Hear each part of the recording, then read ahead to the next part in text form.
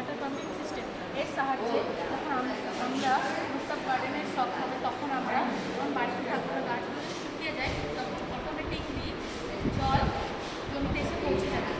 আর এর জন্য আমরা অনেক কিছু জিনিস ব্যবহার করছি। জিনিসগুলি হলো একটা ব্যাটারি দিয়েছে আর 16 ইঞ্চের একটা মনিটর, দুটো অ্যাড্রিনো ইউনো, এখানে সোলার প্যানেল দ্বারা এটা চার্জ হবে তাই সোলার প্যানেল লাগানো আছে।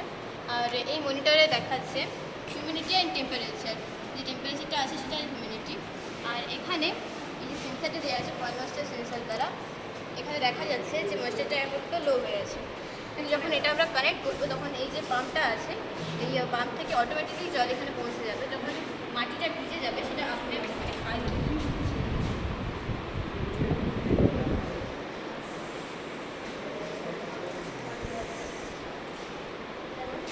জলটা এলো তখন এটা মিডিলে চলে গেল, তার মানে যতটা লাগবে সেই হিসেবে ড্রিঙ্ক করলে সেটা আপনি জলটা চলে যাবে। এর ফলে কোনো ক্ষতিও হবে না এবং এটি কম খরচায় আমরা একটা বাড়িতে থাকলে তখন কীভাবে কাজ করবো?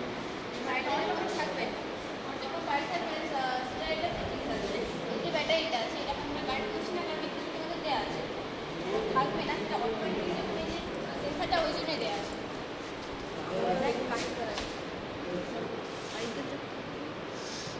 এই যে সেন্সারটা আছে এটা আমরা এখন ইউজ করেছি, এটা আপনি যখন জেনে যাবে যেখানে লো হয়ে যাচ্ছে তখন ওটা জল চলে যাবে, আবার যখন এটা হাই হয়ে যাবে তখন এটা অটোমেটিক বন্ধ হবে।